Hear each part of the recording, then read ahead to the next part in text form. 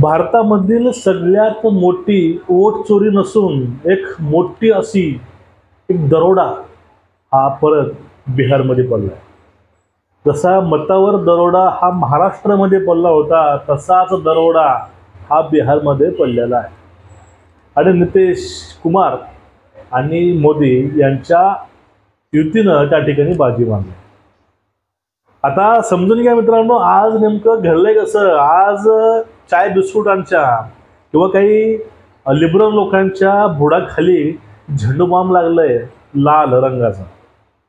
एवढी त्यांची बेकार अवस्था झालेली आहे की मुळव्याधापेक्षाही बेकार त्यांची हाल झालेली आहे। मित्रांनो, रामकृष्ण हरी आपल्याला आज याच विषयावरती बोलायचं आहे। ज्याप्रमाणे महाराष्ट्रामध्ये लोकांनी कशी वोट चोरी केली।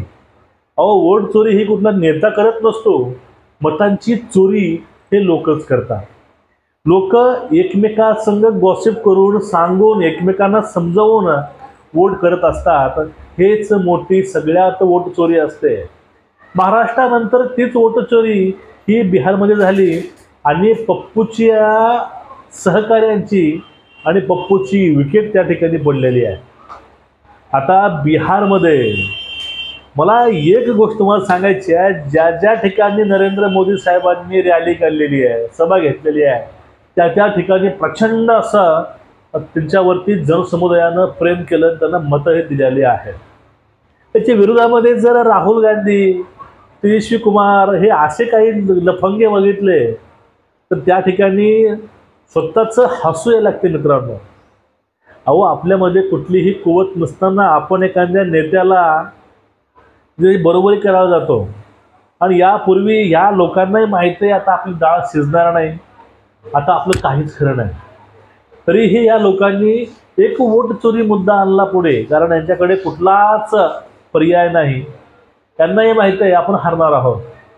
यापूर्वीच अमित शहा साहेबांनी, मोदी साहेबांनी अगोदरच सांगितलंय की आता दिनांक 14 नोव्हेंबरला लालू का बेटा पूर्ण खत्म हो जाएगा। तर हा लालूचा पप्पू हा संपून गेलाय आणि राहुलही संपलाय बिहारमध्ये। आता ही जादू नेमकी घडली कशी। सगळ्यात महत्त्वाची गोष्ट आहे, या सगळ्या गोष्टीमध्ये भाजपची कूटनीती कामाला नाही आली। भाजपनं जे काम केलंय ते काम कामाला आलंय। जो विश्वास मोदींनी लोकांमध्ये निर्माण केलाय तो कामाला आलाय। आणि माणसाहून जास्त महिलांनी ज्याप्रमाणे महाराष्ट्रामध्ये ना भूतो ना भविष्यते करून दाखवलं, तसंच त्या महिलांनी बिहारमध्ये सुद्धा तख्ता पालट हे बहुमतानं केलेलं आहे। ज्याची कल्पनाही कोणी करू शकलं नाही तिथपर्यंत या महिलांनी करून दाखवलंय। याचा आज अभिमान वाटतोय की आमचे मतं वाया नाही गेले। हे लोक आज काही बोलणार नाहीत, पण 2 दिवसानंतर हे परत मीडियासमोर वोट चोरी नावाचं पिल्लू घेऊन येतील। पण यांच्या पायाखालची जमीन आज सरकून गेली आहे। या पप्पूचे सगळे अजेंडे फेल झालेत आणि जो काही यांचा अजेंडा होता फोडा आणि राज्य करा, तो सुद्धा आता एक्सपोज झालाय। या सगळ्यामध्ये ऑपरेशन सिंदूर नावाचं जे काही ऑपरेशन सरकारने केलं होतं, भारतीय सैन्याने केलं होतं, आणि पूर्वी कसं व्हायचं की ते लोक यायचे भारतामध्ये बॉम्बस्फोट करायचे, आपलं सरकार शांत राहायचं, मौन धारण करायचं। पण 2014 नंतर असं झालंच नाही।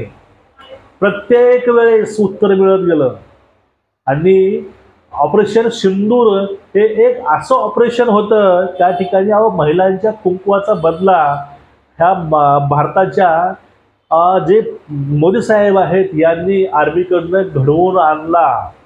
आणि तो विश्वास असतो ना, तो विश्वासच सगळ्यात मोठं वोट चोरीचं काम करतो। प्रत्येक महिलांना माहित आहे, जोपर्यंत मोदी हे सत्तेमध्ये असतील, भाजप केंद्रामध्ये असेल, तोपर्यंत आपल्या इज्जतीवरती कोणी हात घालू शकणार नाही, हा विश्वास निर्माण केलेला आहे।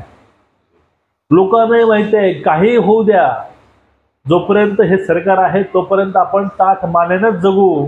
आणि आपल्याला आता बसमध्ये बसल्यावर आजूबाजूला पाहायची गरज वाटत नाही, कारण पूर्वी सांगायचे, पूर्वी बस स्टँडला, एअरपोर्टला, स्टेशनला लिहून राहायचं की आजूबाजूच्या बेवारस वस्तूला हात लावू नका, पण ते आता नाव मला ह्या 10 वर्षामध्ये कुठेही दिसलं नाही.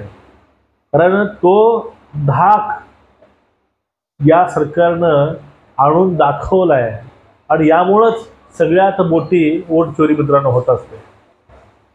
होय, वोट चोरी झाली आहे, कारण लोकांनी एका पप्पूपासून भारताला वाचवलंय.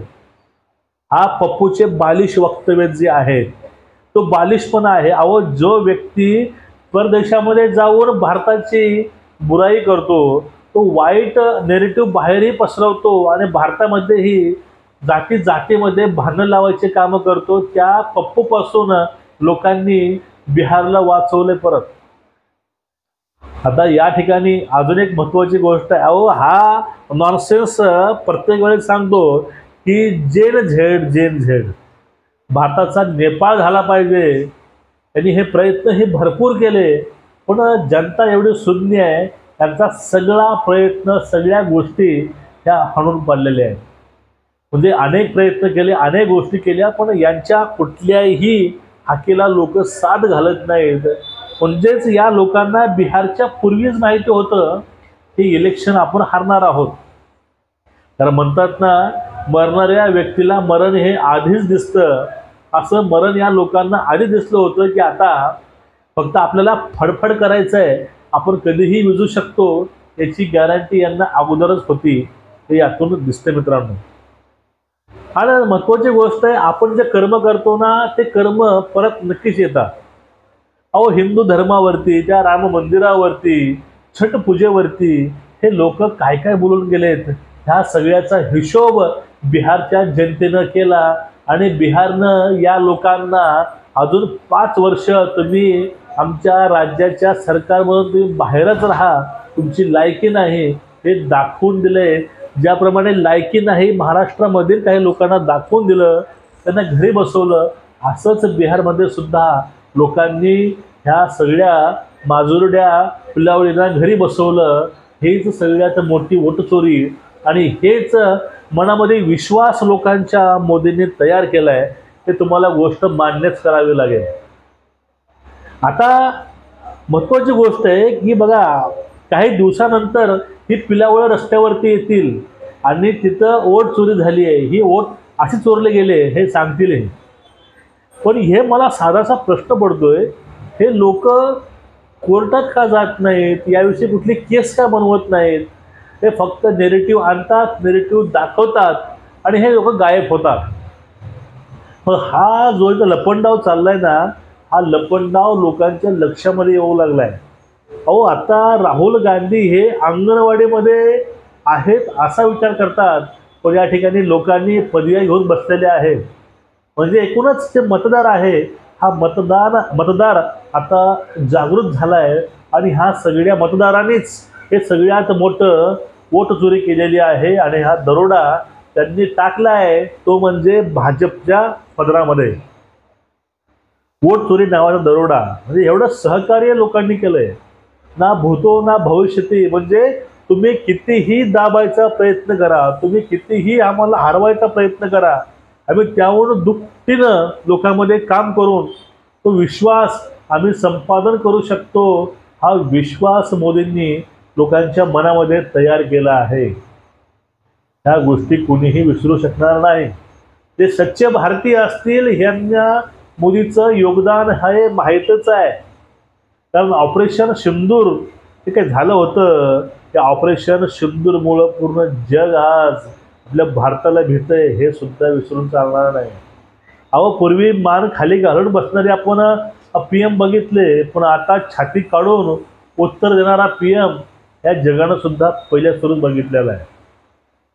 आणि हे म्हणतात ना, बिहारमध्ये हे झालं ते झालं, हे काही नसून त्या ठिकाणी मोदींनी लोकांची मनं चोरलेत आणि ह्या लोकांनीच सगळ्यात मोठी वोट चोरी करून दरोडा टाकून लोकांच्या मनावरती याच ठिकाणी भाजपला आणि त्यांच्या मित्रपक्षाला ना भूतो ना भविष्यती असा विजय मिळवून दिलेला आहे.